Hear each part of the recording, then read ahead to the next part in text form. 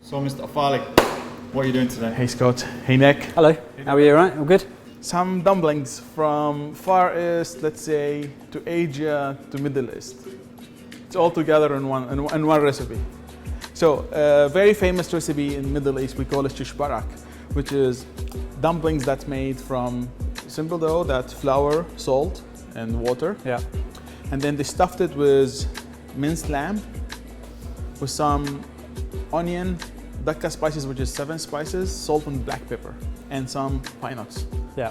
In this recipe, I turn it a little bit because the traditional one, they cook the onion, they saute the onion with a little bit ghee or butter, and then they add the lamb, and then they cook the lamb, and then they add the nuts they want and the spices. Is it always lamb?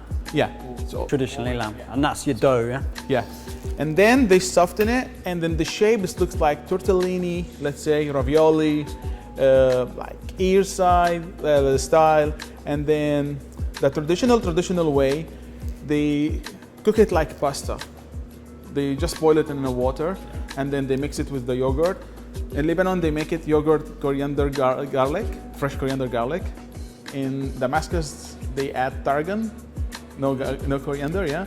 And in Aleppo, we do it with dry coriander, not fresh coriander. Coriander seeds or Coriander dry? seeds. Right, okay. Yeah. So coriander seeds, garlic, and they are mixed all together. So in this recipe, I mixed the Hijazi mantu, which is from Saudi Arabia. They learn it from, I think, Afghani style, like when they do like the dumplings, the mantu. So it's stuffed with raw meat, and then they steam in it.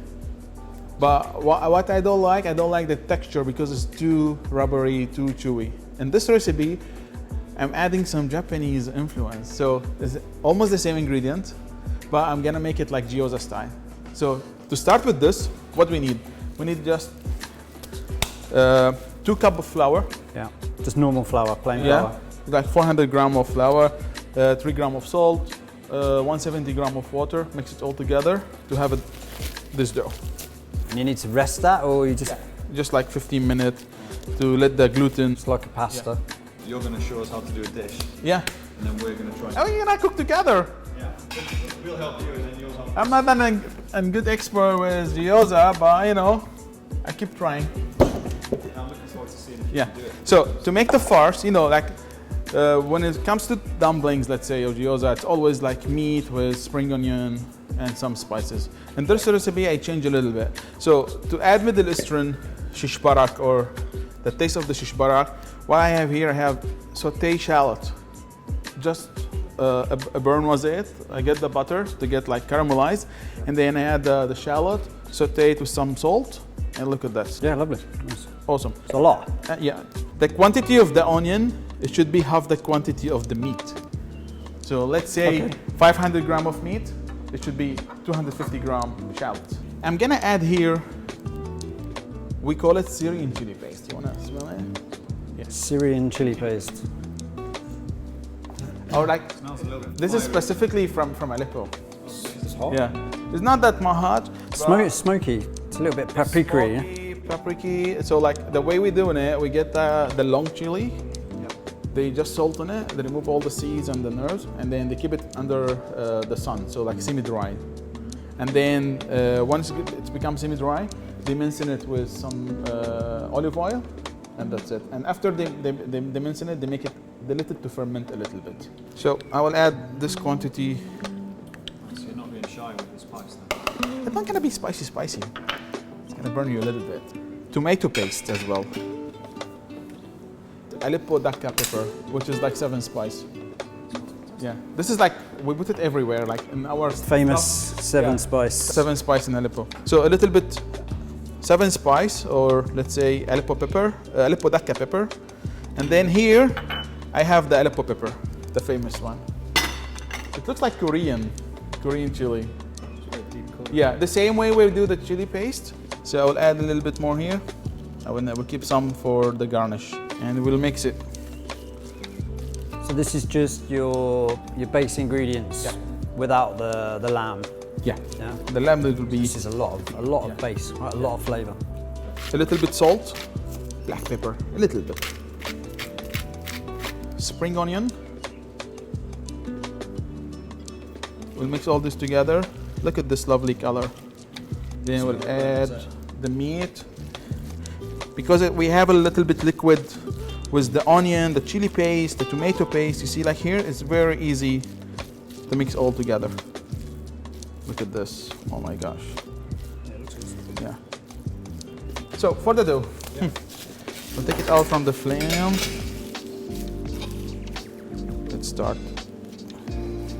with this. And you will see like the dough a little bit twisted, a little bit, you know, stretchy. I developed the gluten in it, and now it's like it's already ready to use, okay? A little bit flour, like that.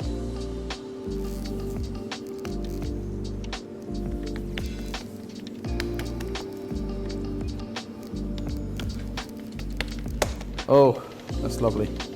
So now I'm gonna just roll it on number one, just to make it like more thinner. We keep dusting it a little bit with some flour. Up.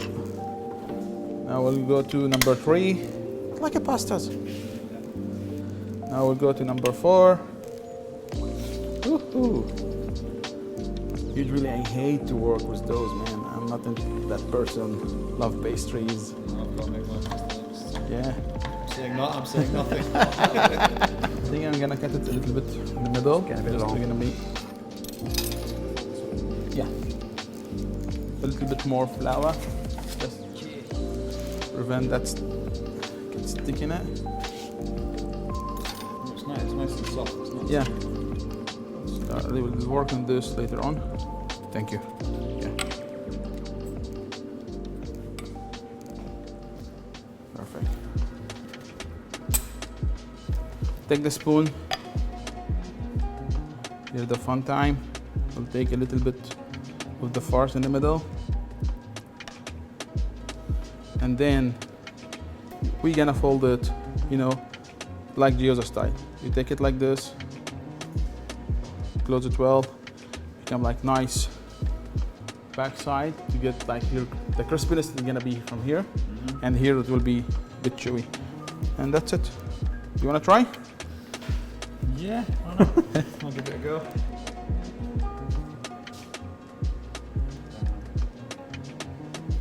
You just can fold it like, you know, half moon. That looks right. Yeah, not bad. I like it this size because like it's one bite. Finish slightly different. I'm not that good with ravioli, by the way. So like, you're gonna test me with ravioli? I'm not gonna be that. Totally. Yeah. We'll make the tortellinis, yeah. That's right. It looks like really nice Chinese dumplings. Just being nice. It stretches so easily, doesn't it? Have to be really careful. So what's next on your dish? The sauce. So Shish Barak, usually what they do, they cook the yogurt with some starch, and then they add the coriander and garlic. But for me, like when you like prevent heat to the yogurt, it get change.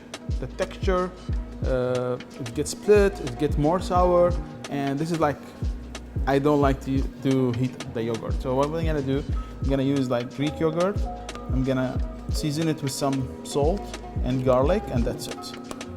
Look at the technology. And then I will get some Greek yogurt at the same time. What I will do,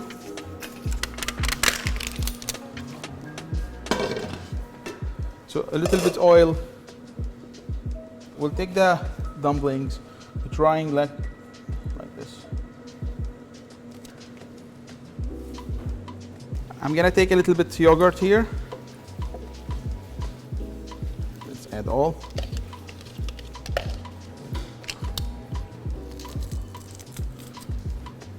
One more gloves. Just 2 cloves of garlic. Just 2 cloves. Yeah. Not too much. You know, in Arabic food, 2 cloves like nothing. Salt. Mix. High medium heat until we see the sizzling in the bottom. A little bit water. So the water here will create some steam. Yogurt, maximum like 1 to 2 minutes. Now what we're gonna do, we're gonna heat them again until like we have the, you know, the bottom of the dough a little bit crunchy, crispy. So evaporate all the water. Yeah. So now we're gonna remove the lid. All right. Now we'll take it out from the heat. Perfect. Look at this. Yeah. The base is crunchy, Yeah. the tops are soft. Perfect.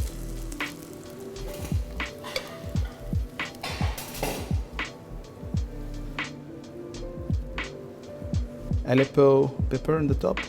A little bit dry mint. Yeah. Roasted pine nuts, it's up to you. A little bit olive oil. Look at this easy, wheezy Shish Barak Alamantu.